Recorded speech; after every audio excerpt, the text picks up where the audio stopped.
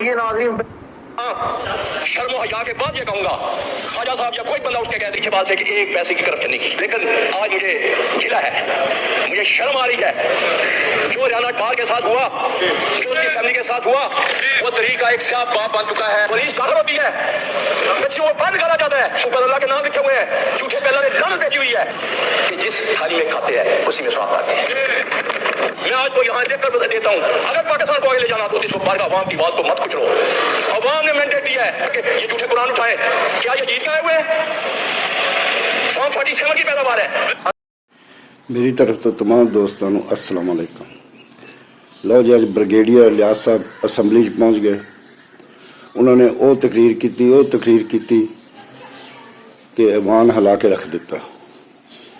उन्हें आख्या जी कि मैं अज भी वफादार हाँ खान का, कल भी वफादार था, मैं अज भी PTI का हिस्सा, कल भी PTI का हिस्सा सी।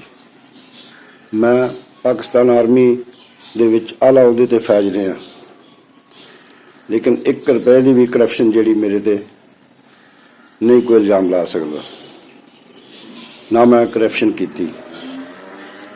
अफसोस ना मैनू कहना पैंदा कि मैनू भी 4 दिन जरा इन्होंने अगवा की रखा और मेरी बेटी ने भी टार्चर किया, लेकिन मैं खान की वफादारियां जड़ियां नहीं छड़ सकिया।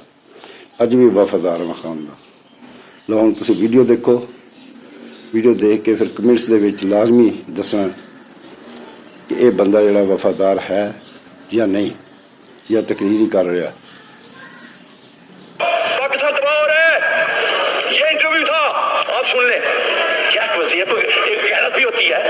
आप जब तक इस मुल्क को अपने पांव पे खड़े नहीं करेंगे, करप्शन का खात्मा नहीं करेंगे, दुबई किसका है? उस दिन मैं ड्रामा एक देख रहा था, इफ्तिखार ठाकरे कितनी खूबसूरत बात की, कहना ये दुबई अपना हो गया, साड़ा दुबई साड़ा है। वो चाक लेके गया, यह भी पाकिस्तानी का घर है, यह भी पाकिस्तान का घर है, यह भी पाकिस्तान का घर है। वो हमें शर्म ही आई नहीं आती, पैसा लूट कर बाहर ले जाए और कहेंगे जी मुल्क और दूसरे आपको कर्जा देंगे। क्या आपने मेरी माँ को, पाकिस्तान मेरी माँ है, मादरे वतन है, इसको भिखारी बना दिया है? क्या आप ऐसे कोई मुअज़्ज़ज़ आदमी बाहर खड़ा होकर चौक पे भीख मांगना चाहेगा? इतने हमारे साथ क्या किया है? वो तो 4 साल के लिए आया था, इमरान खान तो 4 से आया था, कोरोना में माशियत कहाँ गई? दुनिया आज भी, मैं आज को यहाँ लिख कर देता हूँ, अगर पाकिस्तान को आगे ले जाना तो इसको बाहर का अवाम की बात को मत कुचलो। अवाम ने मैंडेट दिया है, खड़े होकर आपने, मैं नहीं कहता कि ये झूठे कुरान उठाए, क्या ये जीत के आए हुए हैं? फॉर्म 47 की पैदावार है, और फॉर्म 47 वाले कैसे मुल्क को आगे ले जा सकते हैं? कैसे? इन पे कौन यकीन करेगा? हमें हक और सच का साथ देना होगा। मैं आखिर में 3 तजवीज़ें रखना चाहता हूँ, खुदा रहा इस मुल्क की सोचिए। हमारा आज नौजवान तबका क्यों बाहर भाग रहा है?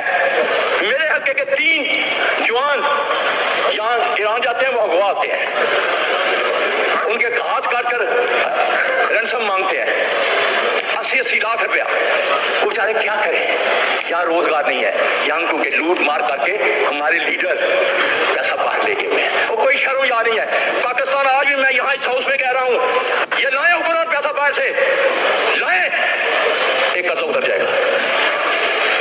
और स्पीकर साहब, जब तक हम अपना दुश्मन जिसको इंडिया कहते हैं, उसके लोग लूट मार कर बाहर पैसा नहीं ले जाते, वो इलेक्शन नहीं लड़ सकते, लिख कर देना पड़ता है। हमारे लीडर फख्र महसूस करते हैं, अपना पैसा लाते नहीं है, भीख मांगते हैं दूसरों से। कहां तक यार ये मुल्क को भिखारी की कर्ज खा के, कोई कर्ज वाला कर्ज लेकर घर। नौजवानों को सर, स्पीकर साहब, मैट्रिक तक कम से कम हुनर, कोई स्पेशलाइजेशन, उसको अच्छे स्पेसिफिक ट्रेनिंग दें, उसको हुनर सिखाएं, कम से कम वो ग्रेजुएशन करके नौकरी के लिए तर्ज ना हो, कोई काम तो करे। हमें स्किल वाले लोग चाहिए। ज़राअत, मैं बचपन से सुन रहा हूँ कि ज़री मुल्क है, जहाँ अल्लाह ने सारे सीजन रखे हुए हैं, बेहतरीन सीरियल है, होता है उस मुल्क में कैसा आ सकता है? उस मुल्क में गंदगी छत, और हमने क्या असर किया?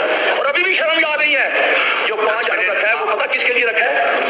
सुन ले, गुजारिश है, 1 मिनट, 11 मिनट से ऊपर हो गया है, माइंड अप करें। इस मुल्क को तरक्की करनी है तो नौजवान को हुनर सिखाना होगा।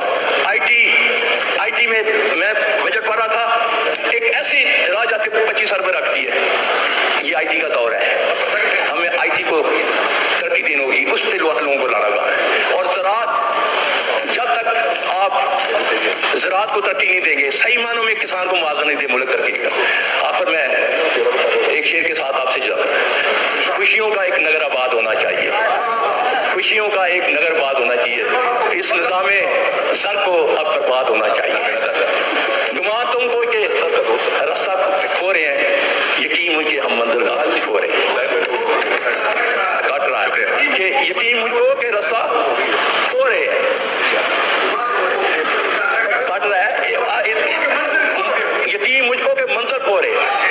और आखिरी एक शेर अपने किसानों के लिए, गरीब हो गया, शुक्रिया जनाब, शुक्रिया। हल्के के अवाम की अक्सरियत से अल्लाह ताला ने सही फॉर्म 45 चैनल से मुझे इस हाउस में भेजा, और इसके बाद ख्वाजा साहब खुद होंगे, पूरी नून लीग होगी। मैं अल्लाह के फजल करम से मुझे फख्र है कि मैंने पाकिस्तान की बेहतरीन अदारे मैं आप लोगों से मेरा एक सवाल है कि ये जो ब्रिगेडियर इलियास कुमन साहब हैं कि या वाकई ही इमरान खान का साथ ये निभाना चाहते हैं, क्या ये अब भी इस पार्टी में मौजूद हैं या नहीं?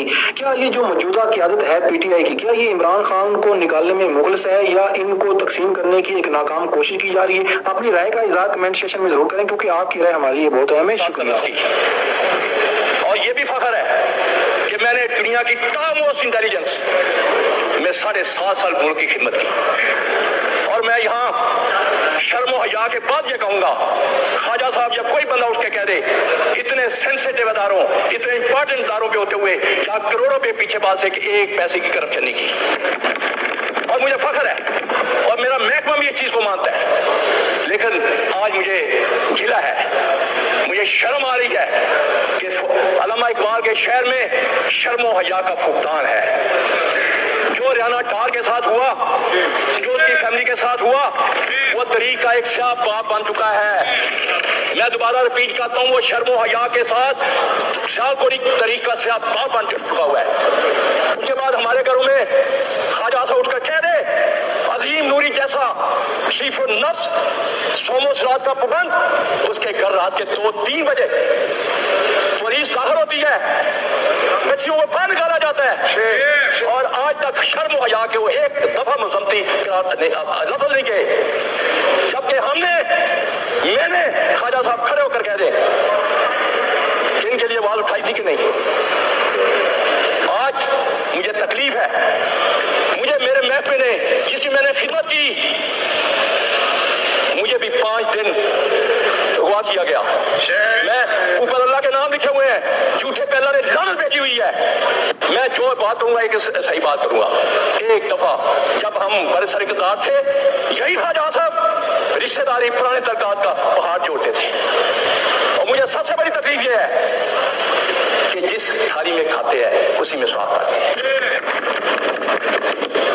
खुदारा मुझे इस अवाम में, मैं इसकी बेतुकीरी देखकर, मुझे कम से कम पहली दफा मैं आया हूँ, एक शौक से आया था, क्योंकि मैं इससे पहले स्पीकर, डिप्टी स्पीकर साहब नैब पिशावर रेज की, 2.5 साल नैब में रहा, KPK के लोग यहाँ बैठे हुए हैं, और बड़े बड़े लोगों को पकड़ा, क्योंकि मेरा ईमान है कि पानी हमेशा ऊपर से नीचे आता है, करप्शन ऊपर से शुरू होती है। मेरे सबसे बड़े पहले 3 चीफ मिनिस्टर, चीफ सेक्रेटरी साहब का, और वहां गाड़ियां चलनी बंद हो गई थी। उसके बाद एंटी करप्शन पंजाब को मैंने रिवैम्प किया, जिसकी तारीफ इनके एमएनए, अभी यहाँ एक वजीर साहब नहीं बैठे हुए, उन्होंने शहबाज शरीफ को जाकर कहा कि ऐसे बंदों को मत निकालो जो करप्शन के खिलाफ जिहाद कर रहे हैं। हम गुलाम नहीं है, हक सच बोलने वाले हैं। ये बजट पे तकरीर मैं करना चाहता हूं, लेकिन मैं आपको बताना चाहता हूं ये बजट स्वाय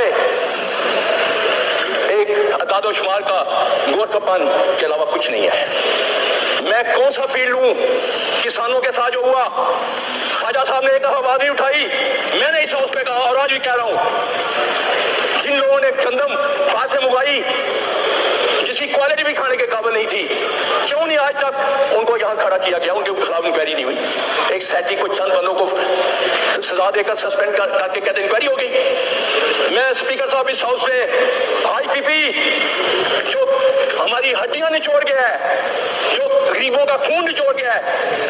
क्या स्पीकर साहब आपकी तवज्जो 2 मिनट चाहता हूँ। डिप्टी स्पीकर साहब, डिप्टी स्पीकर साहब, मैं बैठ जाऊं?